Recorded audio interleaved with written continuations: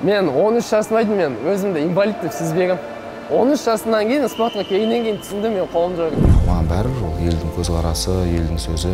Өзімізді кем санамаймыз, өзімізді ерекше санаймыз ғой негізінде. Спорт жан жарасына дәрі болып табылады ғой. Ол кез келген адамды емдей алады. Жан-жақтан ұсыныстар келсе де мен оған келіспейтінмін. Мен бәрібір өз елімнің патриоты болып келем.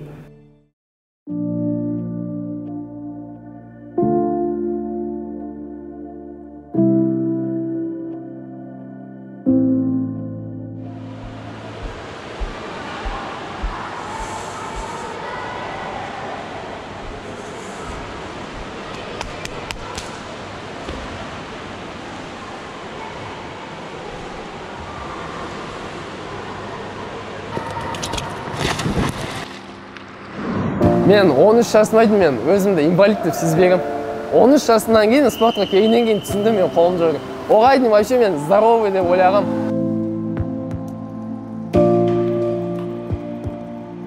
Сен парапловецсің, сен пловецсің деген. Маған здоровый деп естілді да. Но потом, когда мне сказали, көк неге бардым, медосмотр соған бардым, мен өзі түсіндім, мен қолым жоқ екен.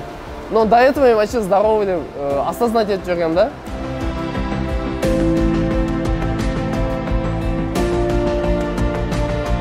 Но қазір мен уже не емеспін, қолым жоқ, істей алмаймын, анау деген жоқ, мен бәрін істеуге тырысам. Плавание вообще кішкентай кезімде қорқатынмын судан, суға батып кеткенмін мен. Есімде кішкентай кезімде каналға батып кеткенмін, судан бері плавание заниматься етпеймін дегем.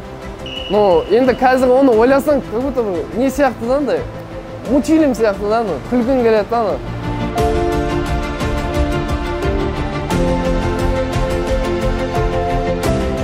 Адам қорыққан сайын, өзінің қорқынысын жеңген сайын, типа, оған ұмтыла береді да.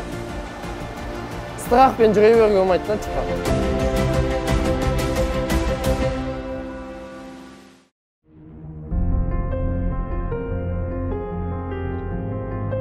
Жастайымнан осылай ерекшелікпен дүниеге келдім.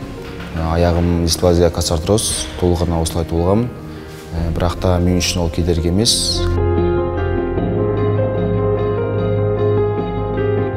Басында осы мектеп оқып жүрген кезде сондай болатын, өзім қысылып кішкене көпшіліктің ортасында тұрмауға тырысам, жүрмеуге тырысам.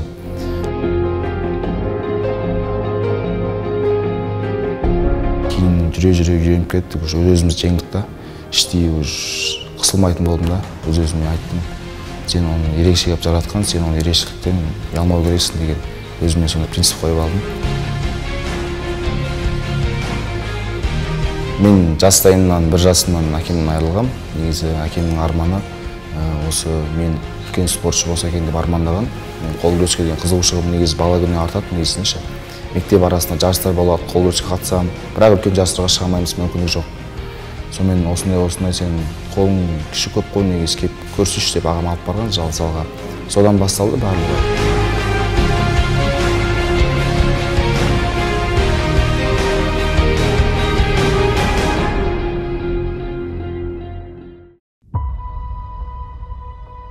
Алғашқы айналысқан спортым ол футбол болады. Футболға кішкене кезімнен қатты қызыққан болатынмын. Сөйтіп біраз жарыстарға қатыстым. Мені тіпті ФК Тараз командасына шақырған болатын.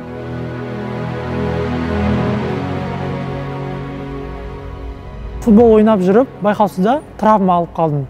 Көп уақыт бойы емделдім, бірақ ешқандай ем көмек бере алмады. Сондықтан менің аяғымды кескен болатын.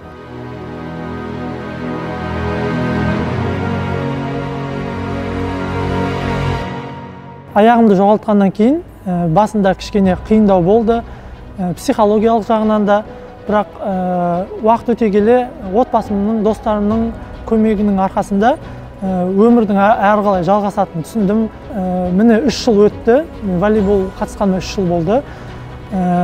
Біз командамызбен жақын арада осы Қазақстан кубогын жеңіп алған болатынбыз. Алда да енді көптеген жарыстар бар. Қазіргі таңда менің өзім Қазақстанның құрама командасында ойнаймын. Спорт жан жарасына дәрі болып табылады ғой. Ол кез келген адамды емдей алады, қандай қиыншылыққа түссе де.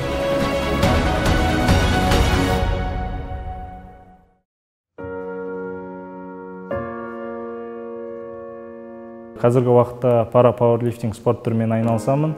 Өзім халықаралық дәрежедегі спорт шеберімін, әлем чемпионатының қола жүлдегерімін, әлем кубоктерінің чемпионымын, және де Европа чемпионы болып келем, ашық Америка чемпионаттарының жеңімпазымын, және де көп дүркін Қазақстан Республикасының чемпионы болып келемін. Ең бірінші жарысым осы әлем чемпионаты болды. Ол жарысым былай айтқанда орны ерекше. Орын алған кезде ата-анам звондап, құттықтап, былай айтқанда сол кездегі эмоциямды былай сөзбен айтып жете алмаймын. Әр спортшының өз жеке арманы болады, мысалға былай айтқанда арман мақсаттар болады. Менің ең бірінші арманым ол еліміздің көк туын желбіретіп, әнұранын бүкіл дүние жүзіне шырқату. Жан-жақтан ұсыныстар келсе де, мен оған келіспейтінмін. Мен бәрібір өз елімнің патриоты болып келем.